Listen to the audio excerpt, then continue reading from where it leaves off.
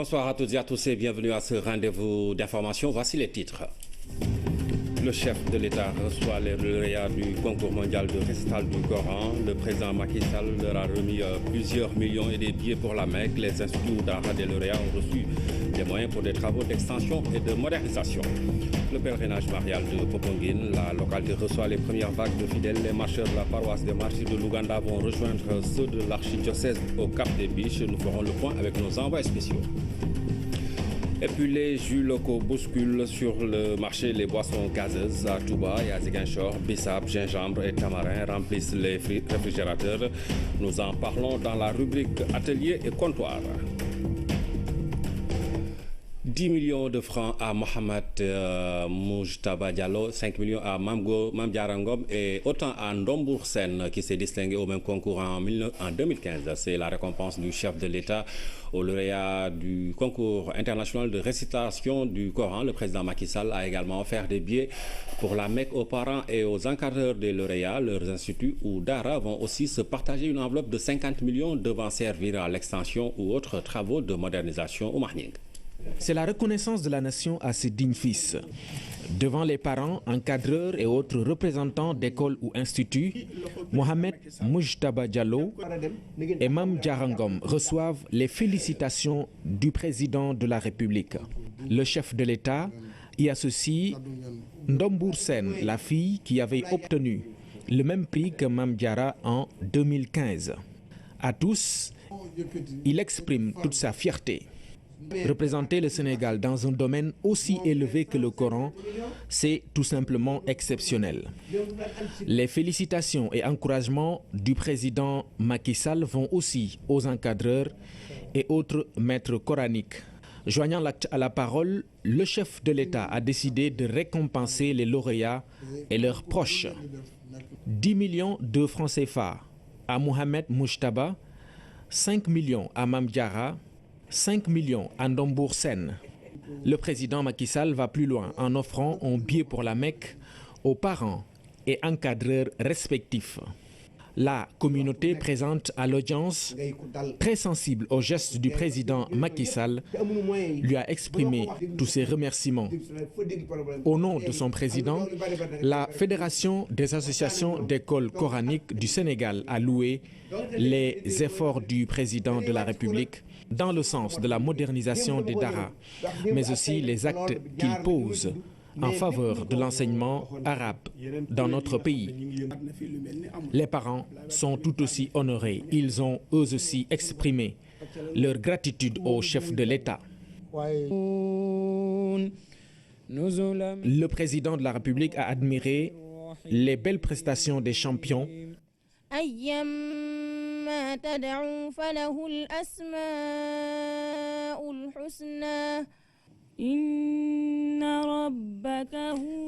Avant de les inviter à rompre le jeûne, un grand moment de communion hautement apprécié par l'assistance. Le ministre de la Pêche a effectué un déplacement à Saint-Louis pour faire part aux pêcheurs des décisions prises lors d'un conseil interministériel des travaux au niveau de l'embouchure pour une valeur de 15 milliards de francs CFA, le recasement des pêcheurs sur d'autres sites, la signature des licences de pêche avec d'autres pays voisins sont les principales décisions. La tutelle a également annoncé que l'État travaille à augmenter la chaîne de froid à Saint-Louis et sur tous les sites de pêche. Diana Badia. Une série de mesures pour soulager les pêcheurs de la langue de Barbarie. Elle porte sur la brèche de l'embouchure, des sites de recasement, des licences de pêche avec les pays voisins, la facilitation pour s'implanter dans d'autres zones de pêche. Le ministre de tutelle s'est rendu à Saint-Louis pour annoncer toutes les décisions prises lors d'un conseil interministériel. Nous avons un dossier déjà prêt pour 15 milliards de francs CFA, 7 milliards pour le balisage et le dragage de la brèche et 8 autres milliards pour la protection justement de cette brèche-là, pour que les pêcheurs puissent l'emprunter en toute sécurité. Également, d'autres mesures avaient été prises lors de ce conseil interministériel sur le redéploiement des pêcheurs de Guet-Ndar et même de leurs familles, parce que Guet-Ndar a une densité de population extrêmement importante. au kilomètre carré, 35 000 au kilomètre carré, deuxième densité mondiale. Et donc une solution aussi doit être trouvée. Et à ce niveau, monsieur le maire de la ville de Saint-Louis, Mansour Faye, a eu aussi à prendre un certain nombre d'initiatives dans ce sens. Il a même pris déjà attache avec d'autres maires qui sont autour de la ville de Saint-Louis pour trouver une solution. Au niveau local, une commission est mise en place pour recenser toutes les familles qui vivent dans le désarroi, particulièrement celles expulsées de la Mauritanie. Un travail qui s'ajoute à la liste des décisions. Je saisis l'occasion d'ailleurs pour les féliciter pour ce travail remarquable et transparent qui a été fait et dont le résultat est le recensement de 629 personnes. Évidemment, c'était 500 personnes qui étaient actées par la plus haute autorité, le président Macky Sall, mais ils ont travaillé en disant de manière incompressible, il y a 629 familles. Les acteurs de la pêche ont participé à la rencontre. Dans les interventions, ils ont magnifié la démarche tout en émettant quelques réserves. Le ministre bi dafa wax ni bi nu amee problème ak Mauritanie fii ba Kafountine fu leen neex dem leen ngeen nappi te ngeen moytu fii ndaxte fii moomuñu ko te doon nu génne kon li ñuy ñaan mooy yéen Guet-Ndariens yi ngeen bàyyi ko yàlla dogal na ni ñaar téeméeri seen tournante ñoo fi nekkoon doon napp ci Saint-Louis boole 400 yi jóge Mauritanie muy 600 ñu ñëw ci Guet-Ndar xajunu fi moom bi ñu déggee mu wax ni fii ba Kafountine yéen ak moom man ngeen dem nappi yàlla dogal gaal yëpp génnoon nañu dem mais ci biir napp gi la ko commencé Kafountine fii may wax ak yow le 31 mai naka suba c'est la ñuy tëj géeju Sénégal Mauritanie mënul ñu génne ñu ñëw Sénégal di tëjaat fanaan bi loolu daf ñuy jaaxal. Interpellé sur l'insuffisance des infrastructures de froid, Omar Gueye annonce que 19 complexes frigorifiques d'un coût de 10 milliards de francs CFA sont en cours de construction, sans compter l'acquisition de camions frigorifiques pour Saint-Louis et d'autres zones de pêche. Dans la foulée, une convention de concession est signée entre le ministère et la mairie. Celle-ci fait de même avec un GIE qui va gérer l'usine moderne de transformation de produits halieutiques de Gokumbani. La stratégie de collecte, de saisie et de remontée des données de l'Observatoire national de la décentralisation et du développement local partagée par l'ensemble des acteurs à Ziguinchor, c'était au cours d'un atelier de partage et de validation du dispositif de collecte des indicateurs prioritaires de l'Observatoire. Moussa Mané. Cet atelier de partage et de validation du dispositif de collecte des indicateurs de l'Observatoire a réuni l'ensemble des acteurs. L'objectif visé est d'améliorer et valider les indicateurs prioritaires, les circuits de collecte et de mise à jour des données.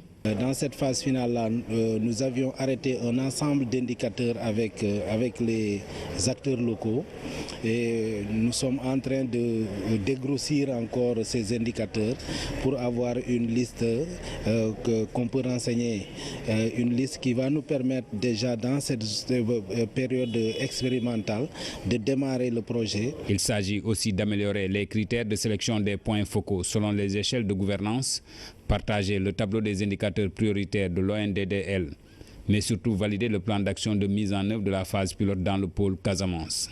On ne peut pas assurer le développement sans la maîtrise de l'information territoriale.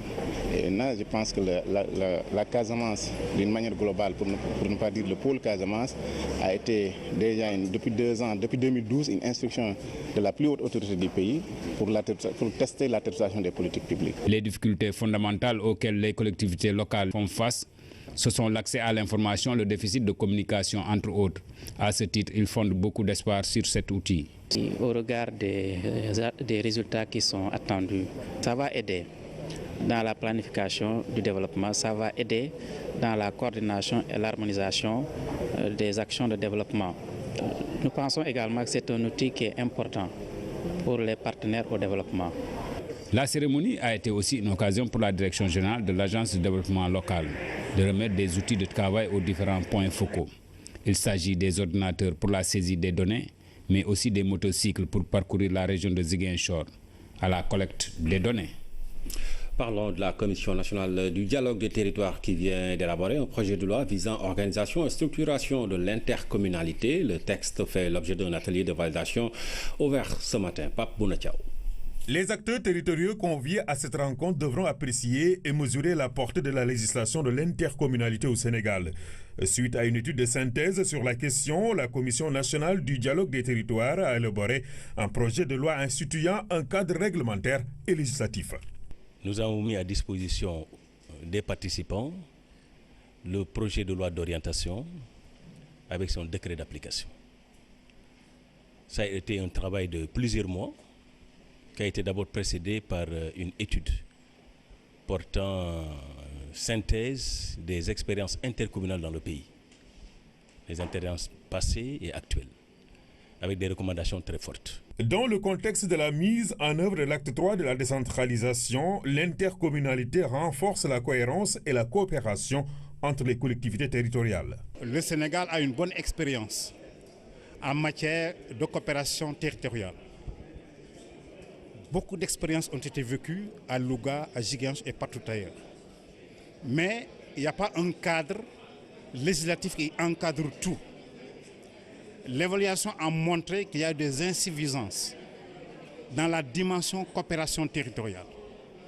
Or, il est important, comme je le dis souvent, la question de la solidarité, la question de la coproduction reste l'épine dorsale pour venir à bout de l'insuffisance des moyens que nous avons constaté dans nos collectivités locales. Pendant 2 jours, les acteurs vont échanger sur le projet de loi afin de l'enrichir. Ils vont également examiner le projet de décret portant organisation et fonctionnement des structures intercommunales.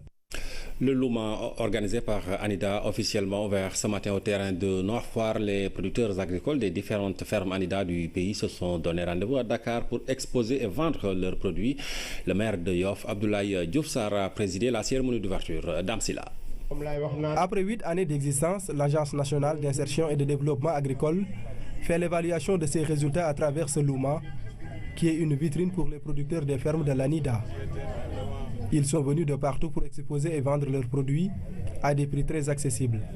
Ici, vous n'avez trouvé que des biens alimentaires produits au Sénégal, de qualité, parce qu'avec le laboratoire d'analyse CRS Locustox, tous les produits exposés ici ont fait l'objet d'une analyse pour voir les résidus de pesticides contenus dans ces produits-là.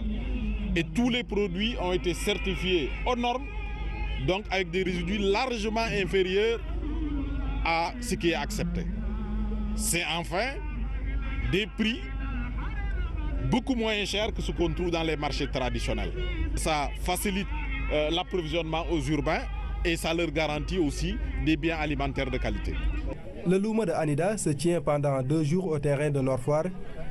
L'initiative a pour objectif d'augmenter les revenus des producteurs et améliorer le pouvoir d'achat des populations. Avec Anida, l'avancée consiste à valoriser les ressources en eau souterraine et ces fermes qui exposent font de la production en tout temps dans l'année. 3 campagnes de production l'année.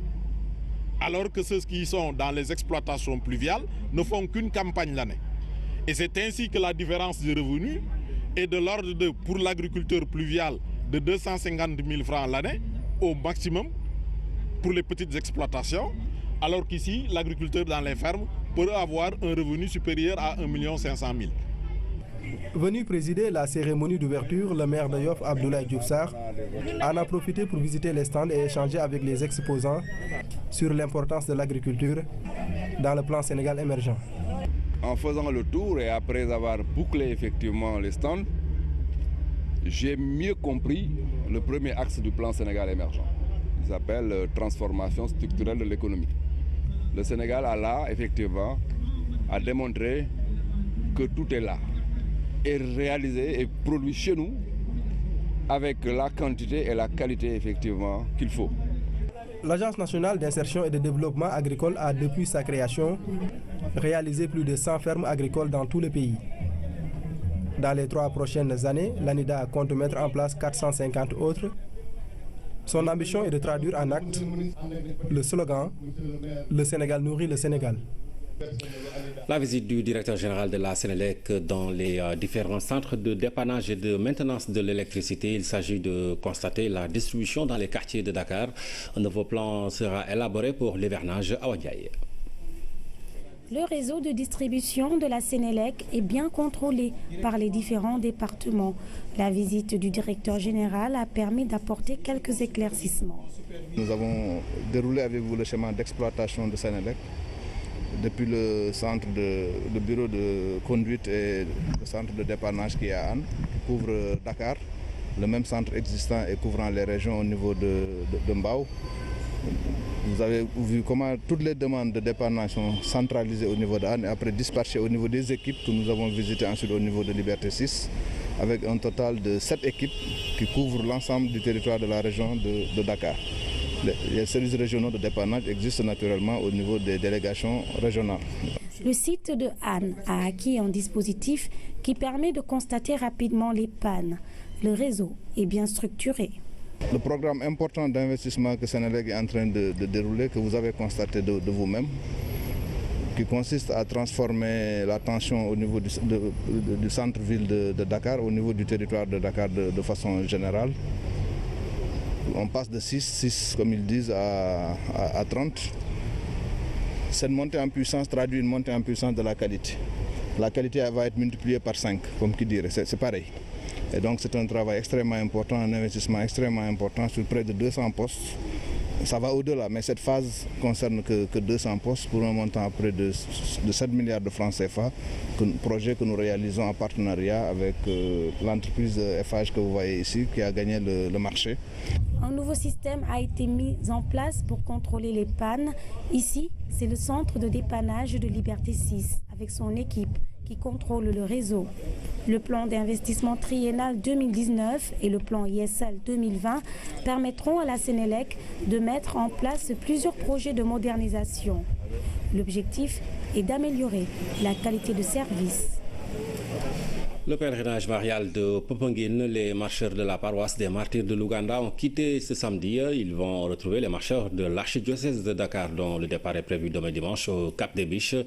Leur démarche initiée depuis 20 ans permet aux pèlerins d'être dans de bonnes conditions pour marcher jusqu'à Popenguine. Fantabachi.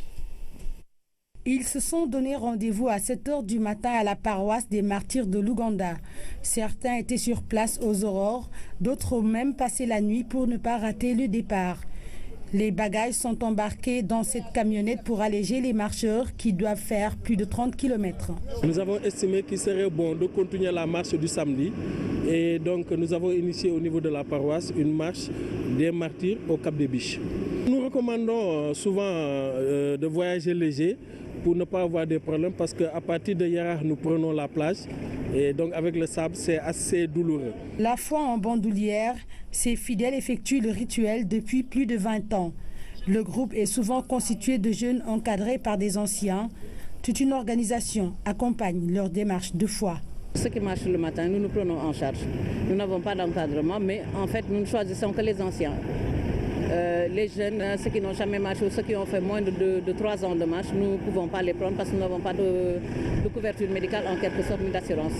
Donc c'est une marche que nous faisons par nous-mêmes. Ces marcheurs rythment leur cadence par des prières et des chants, une façon pour eux de se donner du courage.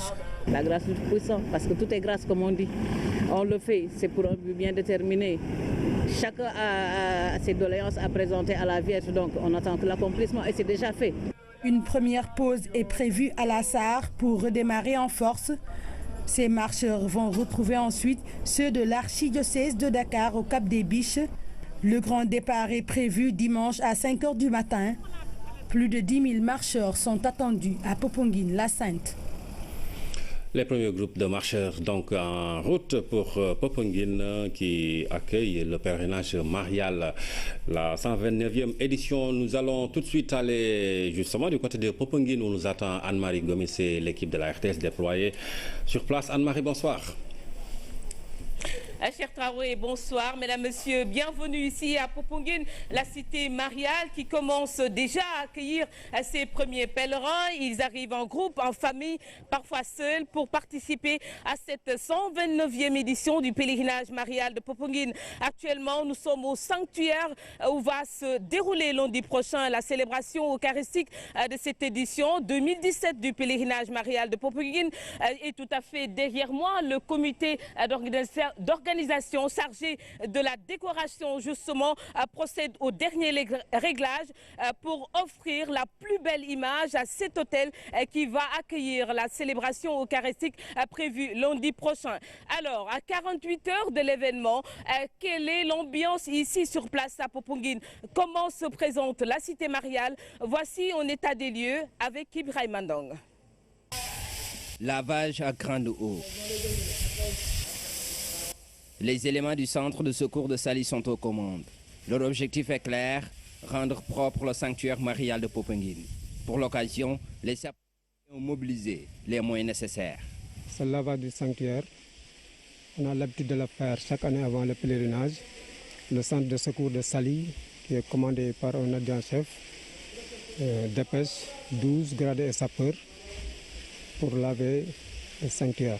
Accueillir les pèlerins dans de bonnes conditions, le seul souhait des autorités religieuses. On remercie les sapeurs-pompiers, ceux qui font le dernier Setsetal. Il y a la tente de rencontre un peu plus haut qui est en train d'être montée. C'est là où il y aura la première messe qui sera célébrée demain, l'ouverture de la Pentecôte. La Sénélec, comme d'habitude, a très bien travaillé. Vous voyez la cité religieuse très illuminée. La SDE, c'est elle qui a peut-être un peu plus de peine, parce qu'avec l'eau, c'est très difficile. Le sanctuaire a une capacité de 30 000 places. Et pour le pèlerinage, la sécurité reste un aspect déterminant. Un grand merci à dire à la sécurité. Comme vous le savez, avec l'actualité internationale, il est obligatoire de protéger les sites religieux. Donc je crois que ce sera une des priorités de cette année, que la sécurité soit assurée pour les pèlerins. L'an dernier, on a vendu 85 000 badges et on entend à peu près une centaine de mille de pèlerins. D'un autre côté, le comité de vidange s'active au dernier réglage. Les différentes maisons de la commune ont reçu la visite du comité. C'est que toute la population sente ce vidange plus que tout dans la Pentecôte. Parce que chaque père de famille, il peut attendre même, ceux qui ont vidé cette année-ci, peuvent attendre même l'année prochaine pour vider. Et parce que ce n'est pas tout le monde qui a le moyen. Rien n'est laissé en rade par les organisateurs.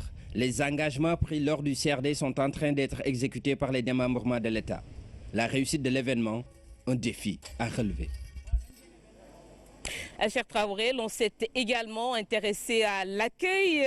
Vous n'êtes pas sans savoir que Popenguine reçoit chaque année à cette occasion des milliers de pèlerins venus d'ici et d'ailleurs. Et comment la population s'organise pour réserver un accueil chaleureux à ses invités, en tout cas au niveau des concessions. C'est le grand ménage. À côté de cela, il y a la restauration. À ce niveau, du riz est distribué aux familles pour aider à la prise en charge. On en parle avec Jeanne Dior. Des bassines vides en file indienne, une petite bousculade à la porte. Le don en vaut la peine.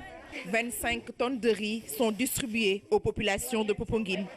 On la reçoit et puis on la donne aux gens, les villageois, mais c'est destiné aux pèlerins pour aider la population à mieux gérer les pèlerins. Cet appui de l'État du Sénégal est distribué aux familles de Popenguine et celles des villages environnants sans distinction aucune. La denrée est répartie comme suit. On a donné les frères 1 tonne, les sœurs 1 tonne. À Sindia, on a donné 15 pour la paroisse de Sindia, pour la population de Sindia aussi. À Popenguine Sérère, 1 tonne 500. Parce que là-bas, la population, c'est des musulmans, mais ils accueillent aussi des pèlerins à partir de 10 kilos. Si c'est une personne, on te donne 10 kilos. Ouais. Si c'est plusieurs, si la famille a 20 et quelques, on te donne 20 kilos, 30 kilos, jusqu'à 50 kilos. Ouais. Ce dont va alléger les dépenses des familles qui vont restaurer des milliers de pèlerins qui convergeront vers Popenguine. Ce soutien nous arrange vraiment. Ça allait être difficile pour nous d'acheter du riz durant l'événement. Donc, avec ce que l'on reçoit, nous tenons. Et si nous en reste un peu, ça peut alléger les dépenses du mois.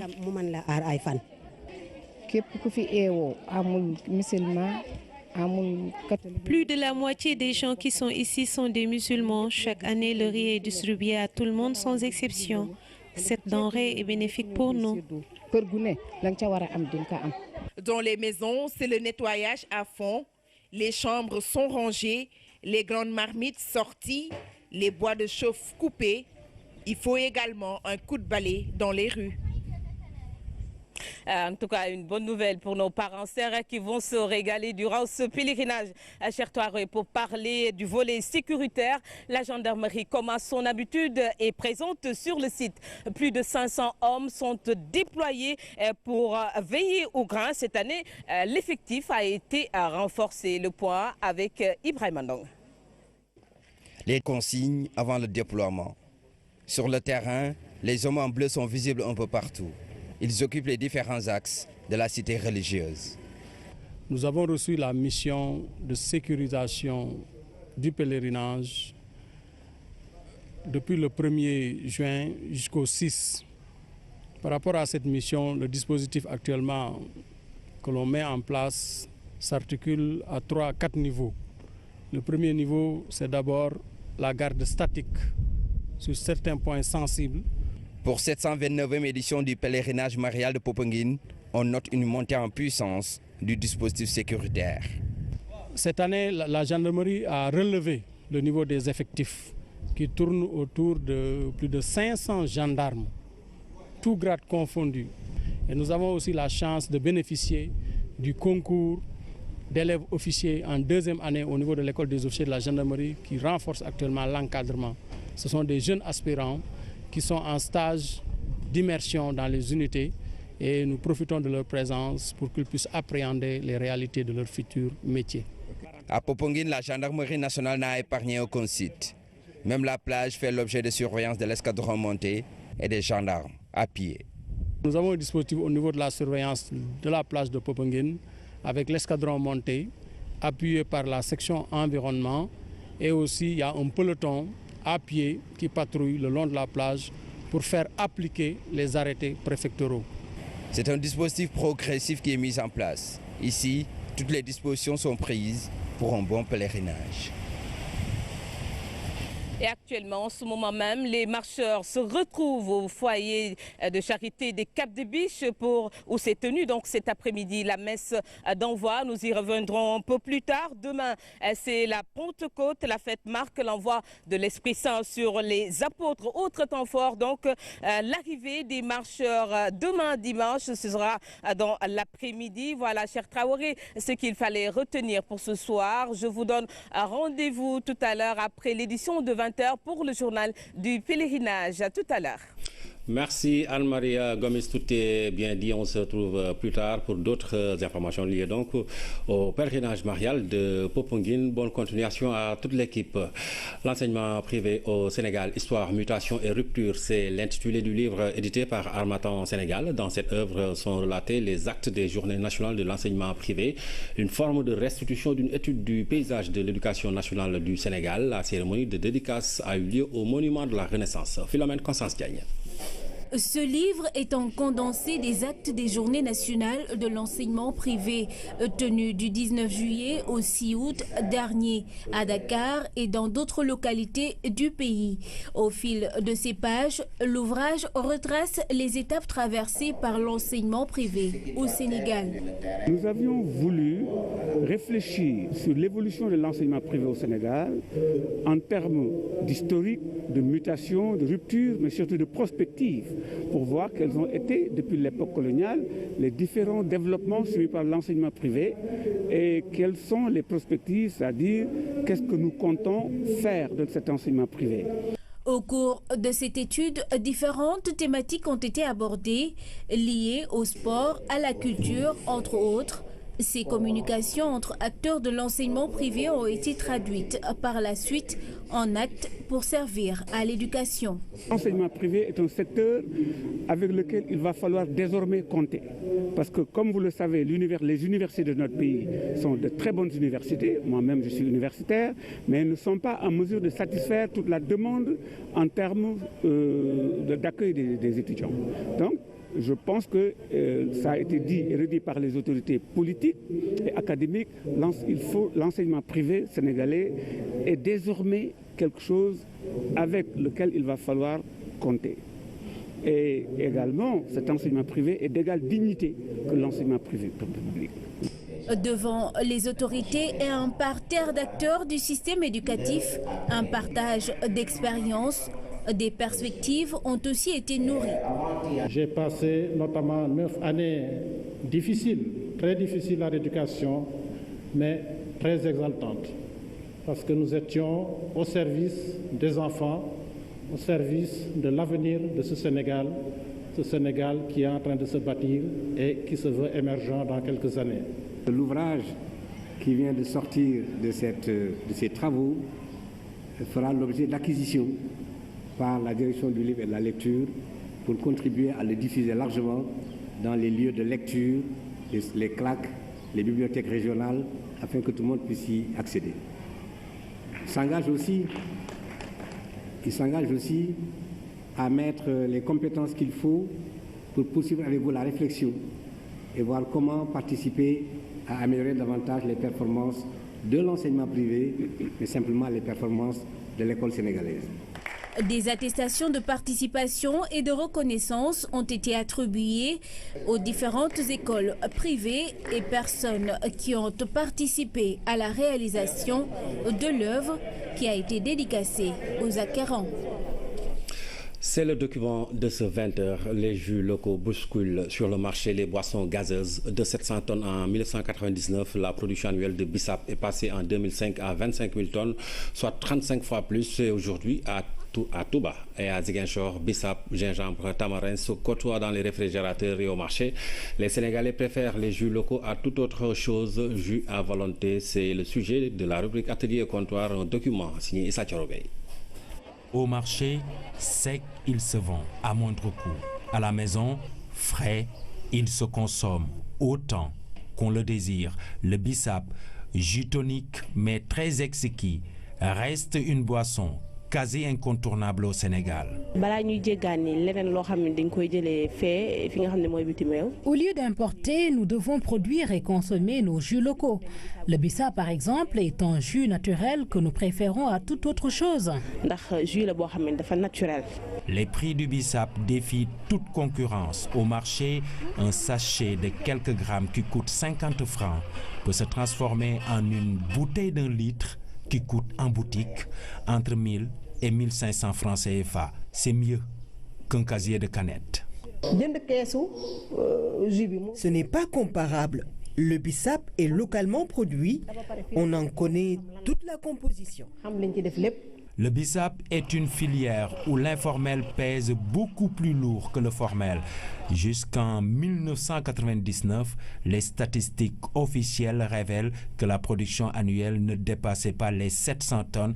En 2005, dans le court terme, 25 000 tonnes ont été programmées pour chaque année. Aujourd'hui, les chiffres ont largement augmenté, d'abord compte tenu de l'élargissement de l'assiette de la consommation, puis en raison d'un changement de nature. Le Bissap fait de plus en plus l'objet de marchés spéciaux. C'est le cas à Touba où Bailey n'a pas seulement investi dans le commerce de ses calices rouges. Je vends du pain de singe, du tamarin, du gingembre, du Bissap, des feuilles de menthe et tout ce qui entre dans la composition du jus local. En Casamance, il y a aussi à vendre et à consommer les jus locaux. C'est un véritable business chez les femmes, regroupées dans des associations de développement. Le travail est si juteux qu'il mobilise la France et son ambassadeur venu voir.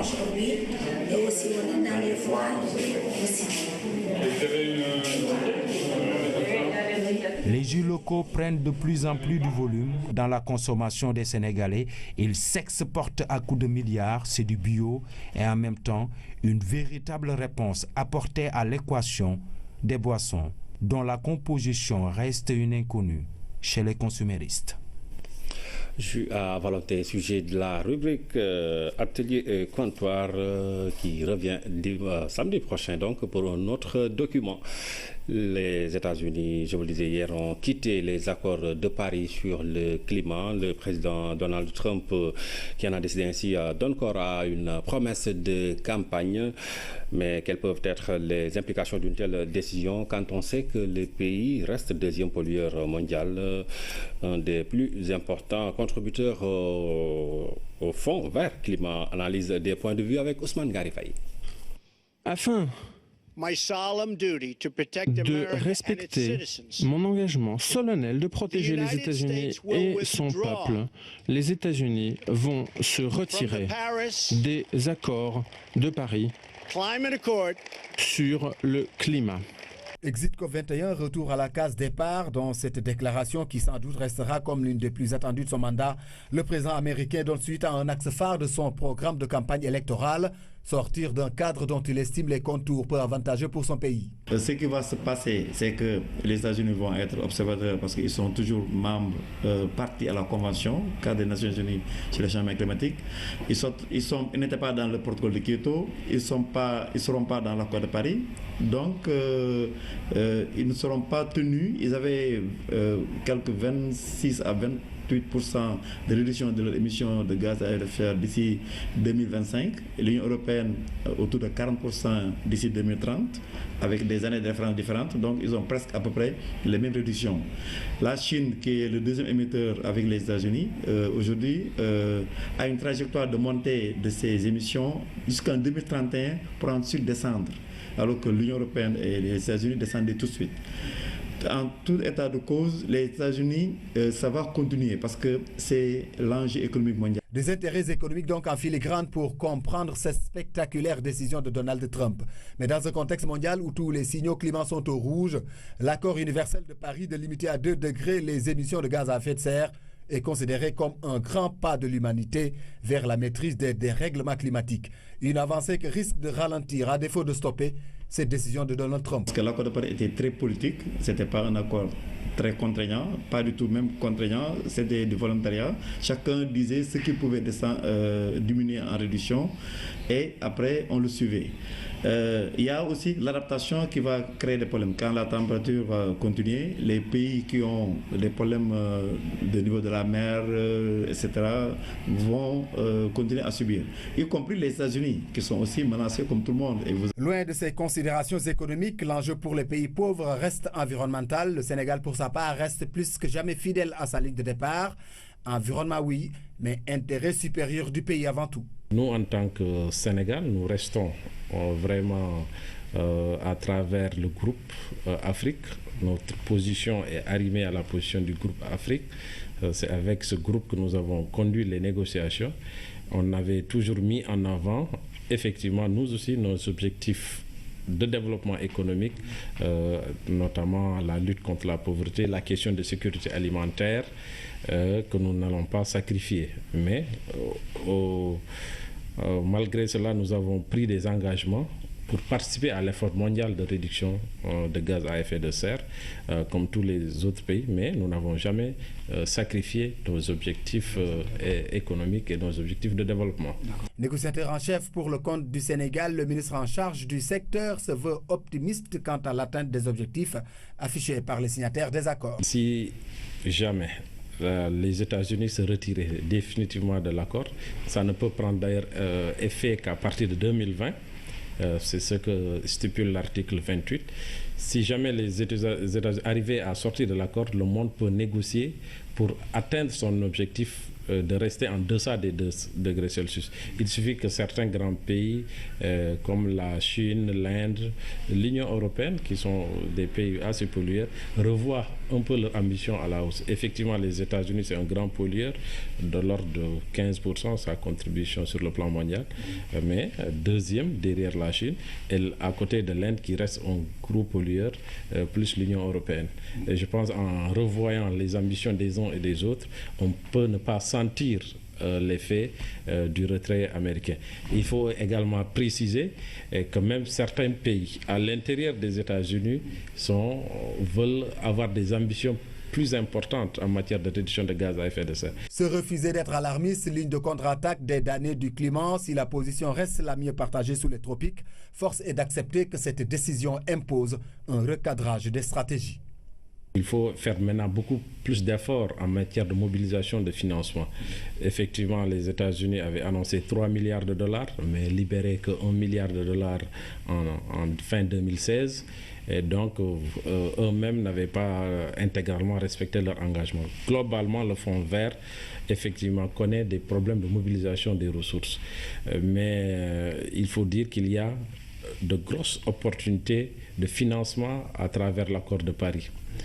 Parce que la Banque mondiale est évaluée à plus de 23 trillions de dollars en termes d'opportunités d'investissement que l'accord de Paris peut en tout cas suscite. Et donc c'est pour ça que cet accord n'a pas été simplement un accord des États. Il y avait la société civile, il y avait le secteur privé, il y avait les villes du monde, les collectivités locales. Et donc c'est pour ça qu'il faut faire très attention quand un pays, du point de vue politique, fait une annonce. C'est beaucoup d'acteurs. Donc pour moi, ce n'est pas le moment d'être alarmiste. Ainsi donc vont les accords de Paris, limiter les émissions à moins 2 degrés et alimenter un fonds vert climat pour 100 milliards de dollars. Des enjeux vitaux pour l'humanité, mais pour Donald Trump qui semble fixer le cap ailleurs, c'est le début d'un processus qui risque d'aller jusqu'en 2020. Et les craintes de voir les États-Unis remettre en question l'accord de Paris sur le climat étaient fondées. En retirant son pays de cet accord âprement obtenu en 2015, Donald Trump crée un tsunami qui fait le tour du globe. Et même si la déclaration du président américain n'est pas immédiatement suivie d'effet en raison des procédures de retrait, c'est un coup dur pour le monde en général et les pays pauvres en particulier. Et c'est une chronique signée Oumar Diaw. Ce que le monde du climat, donc la Terre tout entière, puisque rien n'échappe au climat, ce que la planète redoutait en espérant que cela n'arrive jamais, est finalement arrivé. Les États-Unis d'Amérique ont déchiré l'accord de Paris signé en 2015 par 195 nations. Les États-Unis vont se retirer de l'accord de Paris. Le successeur de Barack Obama semble opter pour « Yes, we don't care about climate ». Les arguments des Yankees sont irrecevables pour les défenseurs du climat. Trump a embauché la trompette de la protection de milliers d'emplois, raisonnement spécieux s'il en est.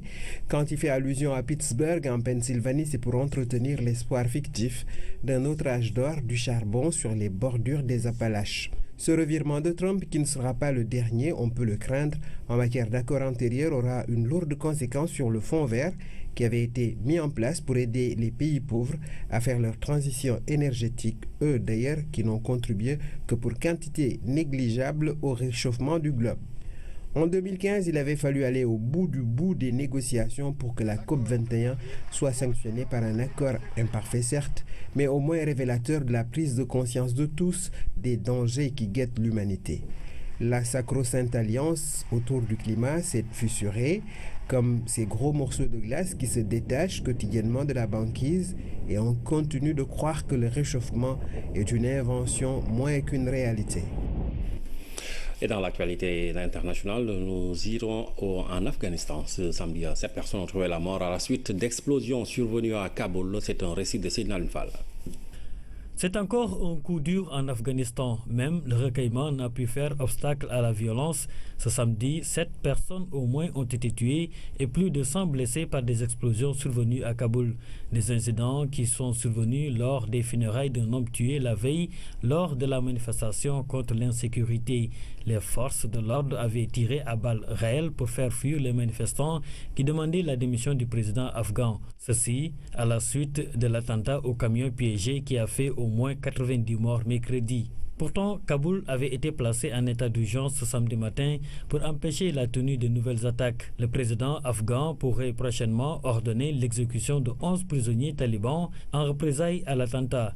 Les talibans, de leur côté, ont menacé de se livrer à de dures et exemplaires attaques, y compris au meurtre d'otages étrangers détenus par eux, si le gouvernement exécute les 11 prisonniers. Voilà, c'est tout pour cette édition du 20h. Merci de nous avoir suivis. Excellente suite des programmes. Restez avec Anne-Marie Gomis pour le journal du pèlerinage de Popenguine. Bonne suite des programmes sur la RTS.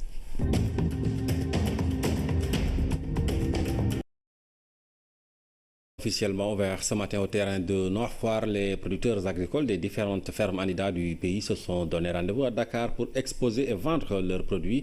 Le maire de Yoff, Abdoulaye Diouf Sarr, a présidé la cérémonie d'ouverture. Damsila. Après 8 années d'existence, l'Agence nationale d'insertion et de développement agricole fait l'évaluation de ses résultats à travers ce Louma, qui est une vitrine pour les producteurs des fermes de l'Anida. Ils sont venus de partout pour exposer et vendre leurs produits à des prix très accessibles. Ici, vous n'avez trouvé que des biens alimentaires produits au Sénégal, de qualité, parce qu'avec le laboratoire d'analyse CRS Locus Stocks, tous les produits exposés ici ont fait l'objet d'une analyse pour voir les résidus de pesticides contenus dans ces produits-là. Et tous les produits ont été certifiés aux normes, donc avec des résidus largement inférieurs à ce qui est accepté. C'est enfin des prix beaucoup moins chers que ce qu'on trouve dans les marchés traditionnels. Ça facilite l'approvisionnement aux urbains et ça leur garantit aussi des biens alimentaires de qualité. Le Louma de Anida se tient pendant 2 jours au terrain de Nord-Foire. L'initiative a pour objectif d'augmenter les revenus des producteurs et améliorer le pouvoir d'achat des populations.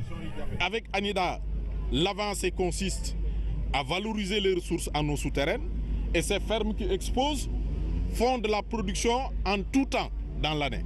3 campagnes de production l'année. Alors que ceux qui sont dans les exploitations pluviales ne font qu'une campagne l'année.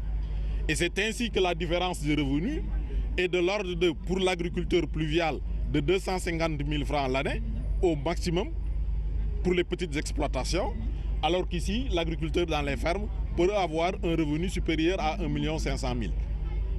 Venu présider la cérémonie d'ouverture, le maire de Yoff, Abdoulaye Diouf Sarr, en a profité pour visiter les stands et échanger avec les exposants sur l'importance de l'agriculture dans le plan Sénégal émergent.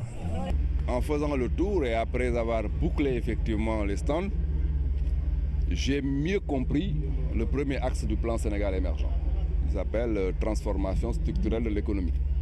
Le Sénégal a là, effectivement, à démontrer que tout est là et réalisé et produit chez nous avec la quantité et la qualité effectivement qu'il faut. L'Agence nationale d'insertion et de développement agricole a depuis sa création réalisé plus de 100 fermes agricoles dans tout le pays. Dans les 3 prochaines années, l'ANIDA compte mettre en place 450 autres. Son ambition est de traduire en actes le slogan « Le Sénégal nourrit le Sénégal ». La visite du directeur général de la Sénélec dans les différents centres de dépannage et de maintenance de l'électricité. Il s'agit de constater la distribution dans les quartiers de Dakar. Un nouveau plan sera élaboré pour l'hivernage à Wadiaï. Le réseau de distribution de la Sénélec est bien contrôlé par les différents départements. La visite du directeur général a permis d'apporter quelques éclaircissements.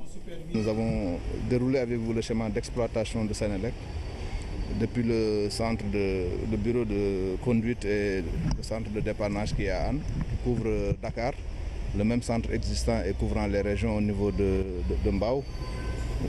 Vous avez vu comment toutes les demandes de dépannage sont centralisées au niveau d'Anne et après dispatchées au niveau des équipes que nous avons visitées ensuite au niveau de Liberté 6, avec un total de 7 équipes qui couvrent l'ensemble du territoire de la région de Dakar. Les services régionaux de dépannage existent naturellement au niveau des délégations régionales. Le site de Anne a acquis un dispositif qui permet de constater Quasiment des pêcheurs sur d'autres sites, la signature des licences de pêche avec d'autres pays voisins sont les principales décisions. La tutelle a également annoncé que l'État travaille à augmenter la chaîne de froid à Saint-Louis et sur tous les sites de pêche. Diana Badia. Une série de mesures pour soulager les pêcheurs de la langue de Barbarie. Elle porte sur la brèche de l'embouchure, des sites de recasement, des licences de pêche avec les pays voisins, la facilitation pour s'implanter dans d'autres zones de pêche. Le ministre de tutelle s'est rendu à Saint-Louis pour annoncer toutes les décisions prises lors d'un conseil interministériel. Nous avons un dossier déjà prêt pour 15 milliards de francs CFA, 7 milliards pour le balisage et le dragage de la brèche et 8 autres milliards pour la protection justement de cette brèche-là, pour que les pêcheurs puissent l'emprunter en toute sécurité. Également, d'autres mesures avaient été prises lors de ce conseil interministériel sur le redéploiement des pêcheurs de Guet-Ndar et même de leurs familles, parce que Guet-Ndar a une densité de population extrêmement importante au kilomètre carré, 35 000 au kilomètre carré, deuxième densité mondiale. Et donc une solution aussi doit être trouvée. À ce niveau, monsieur le maire de la ville de Saint-Louis, Mansour Faye, a eu aussi à prendre un certain nombre d'initiatives dans ce sens. Il a même pris déjà attache avec d'autres maires qui sont autour de la ville de Saint-Louis pour trouver une solution. Au niveau local, une commission est mise en place pour recenser toutes les familles qui vivent dans le désarroi, particulièrement celles expulsées de la Mauritanie. Un travail qui s'ajoute à la liste des décisions. Je saisis l'occasion d'ailleurs pour les féliciter pour ce travail remarquable et transparent qui a été fait et dont le résultat est le recensement de 629 personnes. Évidemment, c'était 500 personnes qui étaient actées par la plus haute autorité, le président Macky Sall, mais ils ont travaillé en disant de manière incompressible, il y a 629 familles. Les acteurs de la pêche ont participé à la rencontre. Dans les interventions, ils ont magnifié la démarche tout en émettant quelques réserves. Le ministre bi dafa wax ni bi nu amee problème ak Mauritanie fii ba Kafountine fu leen neex dem leen ngeen nappi te ngeen moytu fii ndaxte fii moomuñu ko te doonu génne kon li ñuy ñaan mooy yeen gendérien yi ngeen bàyyi ko yàlla dogal na ni ñaar téeméeri seen tournante ñoo fi nekkoon doon napp ci Saint-Louis boole 400 yi jóge Mauritanie muy 600 ñu ñëw ci gendar xajunu fi moom bi ñu déggee mu wax ni fii ba Kafountine yéen a ko moom man ngeen dem nappi yàlla dogal gaal yëpp génnoon nañu dem mais ci biir napp gi la ko commencé Kafountine fii may wax ak yow le 31 mai naka suba c'est la ñuy tëj géeju Sénégal Mauritanie mënul ñu génne ñu ñëw Sénégal di tëjaat fanaan bi loolu daf ñuy jaaxal. Interpellé sur l'insuffisance des infrastructures de froid, Omar Gueye annonce que 19 complexes frigorifiques d'un coût de 10 milliards de francs CFA sont en cours de construction, sans compter l'acquisition de camions frigorifiques pour Saint-Louis et d'autres zones de pêche. Dans la foulée, une convention de concession est signée entre le ministère et la mairie. Celle-ci fait de même avec un GIE qui va gérer l'usine moderne de transformation de produits halieutiques de Gokumbani. La stratégie de collecte, de saisie et de remontée des données de l'Observatoire national de la décentralisation du développement local partagée par l'ensemble des acteurs à Ziguinchor, c'était au cours d'un atelier de partage et de validation du dispositif de collecte des indicateurs prioritaires de l'Observatoire. Moussa Mané. Cet atelier de partage et de validation du dispositif de collecte des indicateurs de l'Observatoire a réuni l'ensemble des acteurs. L'objectif visé est d'améliorer et valider les indicateurs prioritaires, les circuits de collecte et de mise à jour des données. Dans cette phase finale-là, nous avions arrêté un ensemble d'indicateurs avec les acteurs locaux et nous sommes en train de dégrossir encore ces indicateurs pour avoir une liste qu'on peut renseigner, une liste qui va nous permettre déjà dans cette période expérimentale de démarrer le projet. Il s'agit aussi d'améliorer les critères de sélection des points focaux selon les échelles de gouvernance, partager le tableau des indicateurs prioritaires de l'ONDDL, mais surtout valider le plan d'action de mise en œuvre de la phase pilote dans le pôle Casamance. On ne peut pas assurer le développement sans la maîtrise de l'information territoriale. Et là, je pense que la Casamance, d'une manière globale, pour ne pas dire le pôle Casamance, a été déjà depuis 2 ans, depuis 2012, une instruction de la plus haute autorité du pays pour tester l'attribution des politiques publiques. Les difficultés fondamentales auxquelles les collectivités locales font face, ce sont l'accès à l'information, le déficit de communication, entre autres. À ce titre, ils fondent beaucoup d'espoir sur cet outil. Au regard des résultats qui sont attendus, ça va aider dans la planification du développement, ça va aider dans la coordination et l'harmonisation des actions de développement. Nous pensons également que c'est un outil qui est important pour les partenaires au développement. La cérémonie a été aussi une occasion pour la Direction générale de l'Agence de développement local de remettre des outils de travail aux différents points focaux. Il s'agit des ordinateurs pour la saisie des données, mais aussi des motocycles pour parcourir la région de Ziguinchor à la collecte des données. Parlons de la Commission nationale du dialogue des territoires qui vient d'élaborer un projet de loi visant organisation et structuration de l'intercommunalité. Le texte fait l'objet d'un atelier de validation ouvert ce matin. Pape Bounatiao. Les acteurs territoriaux conviés à cette rencontre devront apprécier et mesurer la portée de la législation de l'intercommunalité au Sénégal. Suite à une étude de synthèse sur la question, la Commission nationale du dialogue des territoires a élaboré un projet de loi instituant un cadre réglementaire et législatif. Nous avons mis à disposition des participants le projet de loi d'orientation avec son décret d'application. Ça a été un travail de plusieurs mois qui a été d'abord précédé par une étude portant synthèse des expériences intercommunales dans le pays, les expériences passées et actuelles, avec des recommandations très fortes. Dans le contexte de la mise en œuvre de l'acte 3 de la décentralisation, l'intercommunalité renforce la cohérence et la coopération entre les collectivités territoriales. Le Sénégal a une bonne expérience en matière de coopération territoriale. Beaucoup d'expériences ont été vécues à Louga, à Ziguinchor et partout ailleurs. Mais il n'y a pas un cadre législatif qui encadre tout. L'évaluation a montré qu'il y a des insuffisances dans la dimension coopération territoriale. Or, il est important, comme je le dis souvent, la question de la solidarité, la question de la coproduction reste l'épine dorsale pour venir à bout de l'insuffisance des moyens que nous avons constatés dans nos collectivités locales. Pendant 2 jours, les acteurs vont échanger sur le projet de loi afin de l'enrichir. Ils vont également examiner le projet de décret portant organisation et fonctionnement des structures intercommunales. Le Louma organisé par Anida.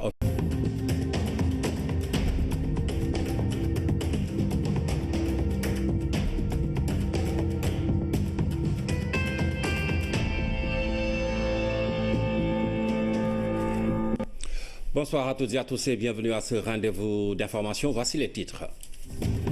Le chef de l'État reçoit les lauréats du concours mondial de récital du Coran. Le président Macky Sall leur a remis plusieurs millions et des billets pour la Mecque. Les instituts d'Ara des lauréats ont reçu des moyens pour des travaux d'extension et de modernisation.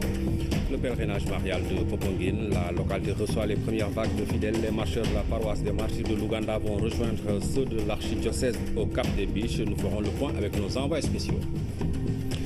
Et puis les jus locaux bousculent sur le marché les boissons gazeuses à Touba et à Ziguinchor. Bissap, gingembre et tamarin remplissent les réfrigérateurs.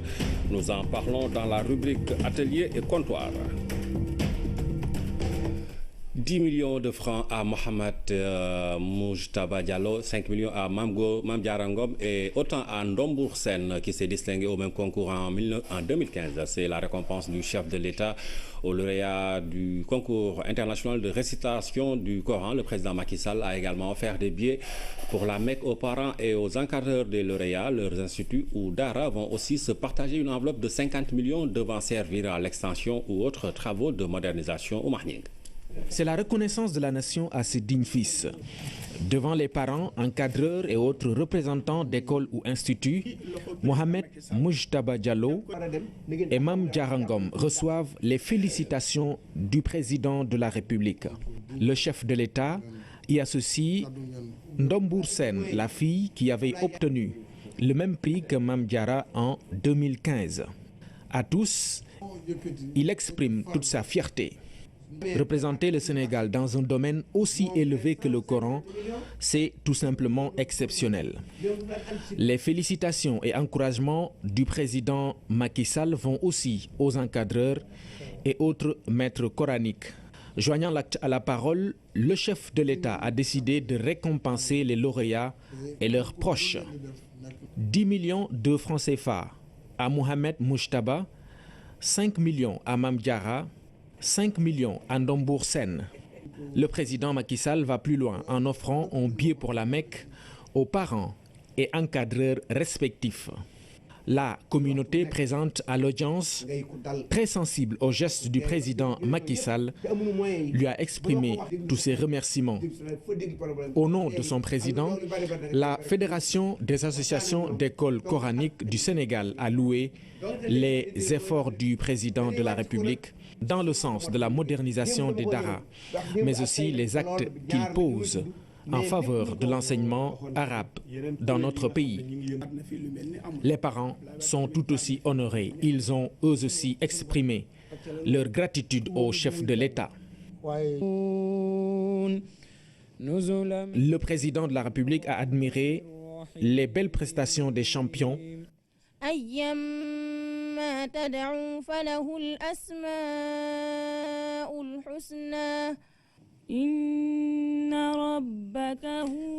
Avant de les inviter à rompre le jeûne, un grand moment de communion hautement apprécié par l'assistance.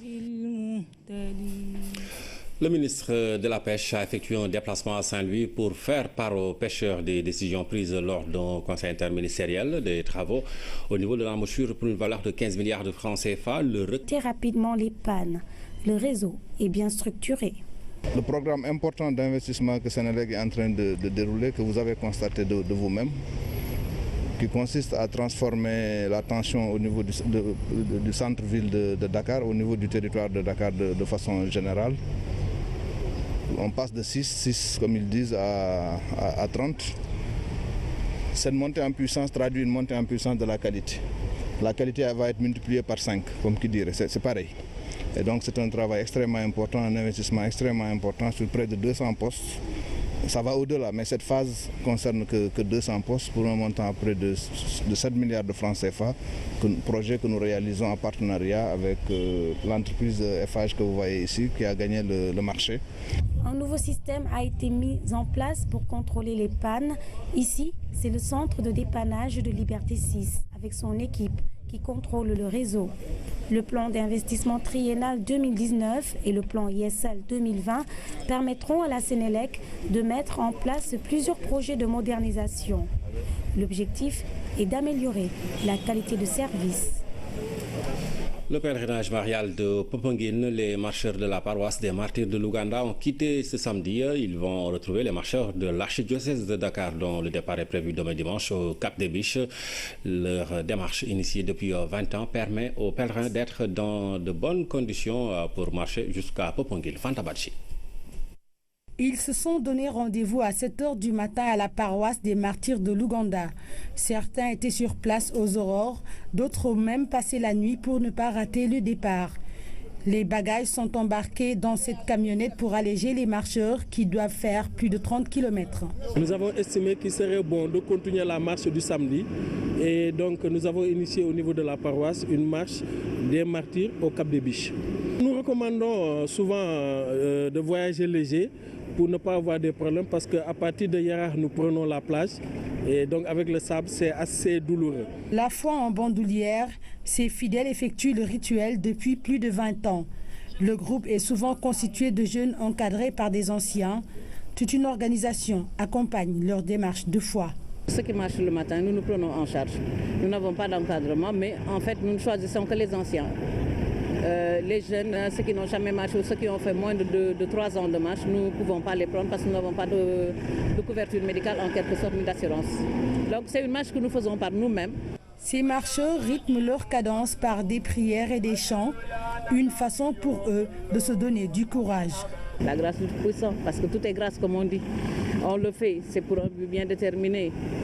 Chacun a ses doléances à présenter à la Vierge, donc on attend que l'accomplissement et c'est déjà fait. Une première pause est prévue à la Sarre pour redémarrer en force. Ces marcheurs vont retrouver ensuite ceux de l'archidiocèse de Dakar au Cap des Biches. Le grand départ est prévu dimanche à 5 h du matin. Plus de 10 000 marcheurs sont attendus à Popenguine, la Sainte. Les premiers groupes de marcheurs donc en route pour Popenguine qui accueille le pèlerinage marial, la 129e édition. Nous allons tout de suite aller justement du côté de Popenguine où nous attend Anne-Marie Gomis et l'équipe de la RTS déployée sur place. Anne-Marie, bonsoir. Cher Traoré, bonsoir. Mesdames, Messieurs, bienvenue ici à Popenguine, la cité mariale qui commence déjà à accueillir ses premiers pèlerins. Ils arrivent en groupe, en famille, parfois seuls pour participer à cette 129e édition du pèlerinage marial de Popenguine. Actuellement, nous sommes au sanctuaire où va se dérouler